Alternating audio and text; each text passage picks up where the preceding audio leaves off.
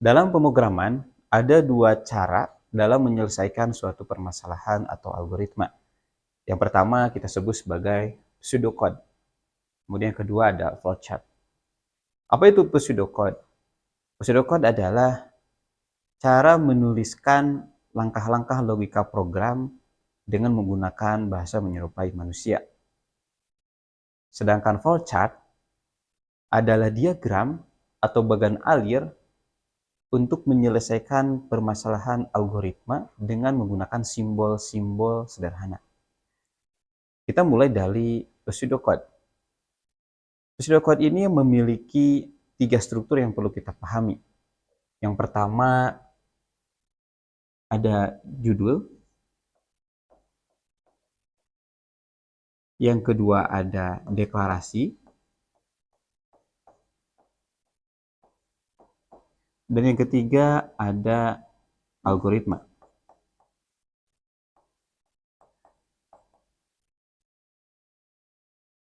Ada judul, deklarasi, algoritma. Apa itu judul? Judul sesuai dengan namanya, yaitu bertujuan untuk menunjukkan judul apa yang akan digunakan pada proses algoritma yang akan dilakukan. Kemudian deklarasi. Deklarasi ini bertujuan untuk menunjukkan keterangan baik itu variabel atau konstanta yang akan digunakan pada algoritma. Sedangkan algoritma adalah inti dari struktur pseudocode yang isinya adalah langkah-langkah untuk menyelesaikan permasalahan atau algoritma tersebut.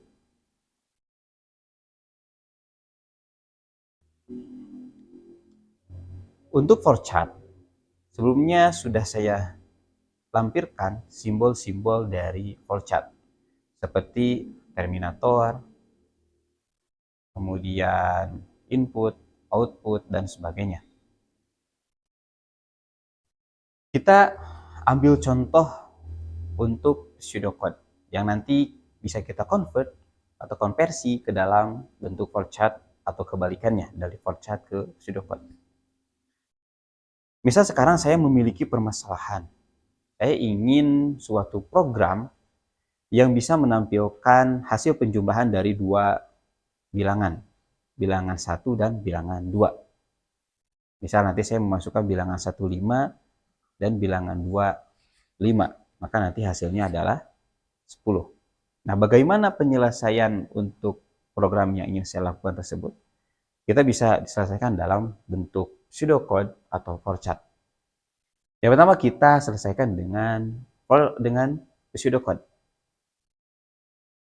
Di dalam pseudocode berarti kita perlu memberikan judul terlebih dahulu. Misal kita beri judul program, kita kasih judul program penjumlahan. Kemudian kita deklarasikan. Tadi saya bilang kita perlu dua bilangan, bilangan 1 dan bilangan 2. Nah, bilangan ini kita sebut sebagai variabel atau wadah. Yang artinya wadah berarti bisa menampung sesuatu.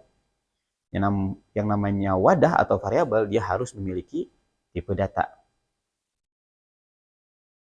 Kita sebut saja atau kita deklarasikan atau tulis saja var untuk menunjukkan bahwa ini adalah variabel. Variabel bilangan 1. Tipe datanya apa? Nah, bagaimana menentukan tipe data? Untuk menentukan tipe data, kita perlu tahu nilai dari variabel itu bentuknya apa atau nilainya apa. Ya, bentuknya adalah angka, misal 1, 2, 3, dan seterusnya. Tipe data yang cocok apa? Ya, betul, integer.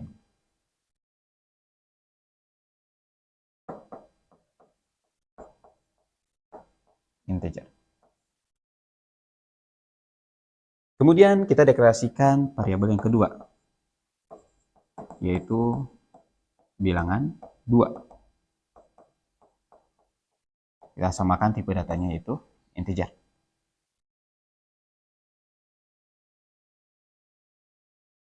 Setelah kita definisikan dua variabel ini, maka kita langsung ke tahap proses inti, yaitu mengoperasikannya. Kita masuk ke struktur algoritma.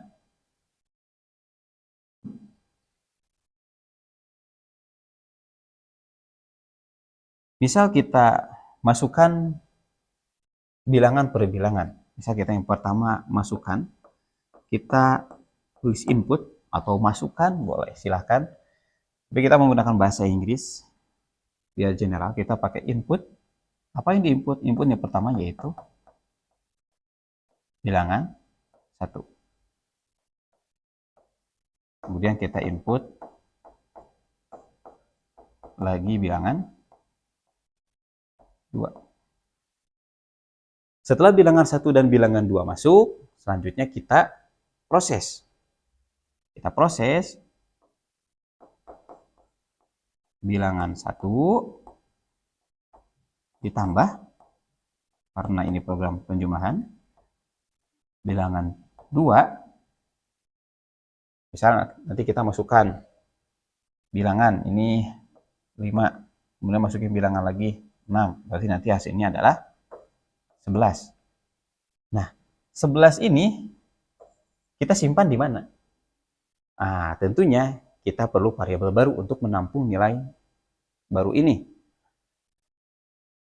Kita deklarasikan variabel barunya. Misal kita deklarasikan hasil, tipenya integer. Kenapa integer? Ya biar selaras, harus sama ya. Nah, hasil bilangan 1 ditambah bilangan 2 kita simpan dalam variabel hasil. Kemudian, anggap saja ini sekarang hasilnya 11, supaya prosesnya selesai bagaimana? Nah, kita tampilkan hasilnya. Output hasil. Nah, selesai ya. Nah, sekarang bagaimana kalau kita mau implementasi dalam flowchart? Kita konversi dari pseudocode ini ke dalam bentuk flowchart. Di dalam flowchart pasti diawali oleh terminator dan diakhiri oleh terminator. Terminator itu nanti deskripsinya bisa dalam bahasa Inggris atau bahasa Indonesia, silakan tinggal dipilih sama kalian. Kalau pakai bahasa Indonesia, terminator yang pertama mulai berarti di akhirnya adalah selesai. Kalau start, akhirnya end. Oke. Kita pakai bahasa Indonesia saja. Kita bikin simbol terminator. Mulai. Setelah mulai, kita lihat. Kita perlu mendeklarasikan variabel. 3 variabel. Kita deklarasikan pakai simbol ini. Input kita deklarasikan apa saja? Boleh singkat aja, tidak apa-apa. Misal int, int itu kelihatan dari integer.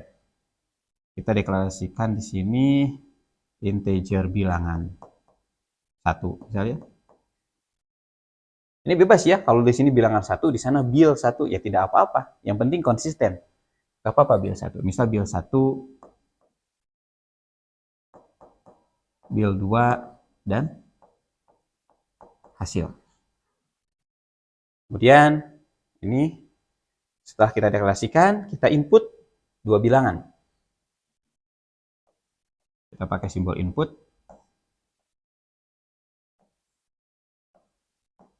Bil 1 dan bil 2.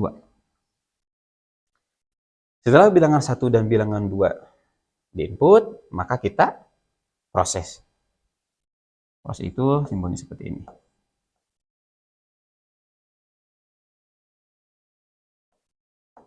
Bil 1 ditambah bil 2.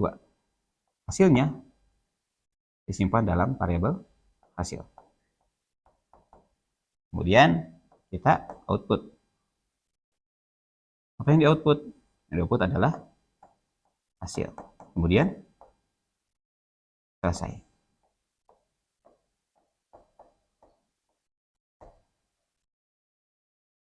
Mudah bukan?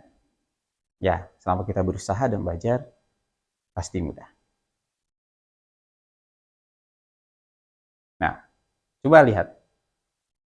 Tidak ada yang berbeda ya, cuman dalam implementasi saja yang berbeda. Kalau ini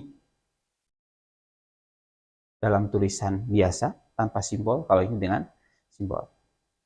Nah, program penjumlahan ini, kalau dalam konsep pemrograman terstruktur, masuk ke dalam konsep sekuen, di mana dia pengerjaannya atau langkah-langkahnya itu berurutan dari atas ke bawah sampai selesai. Ini juga sama, dari atas ke bawah. Nah, ini contoh dari pemrograman terstruktur sekuen.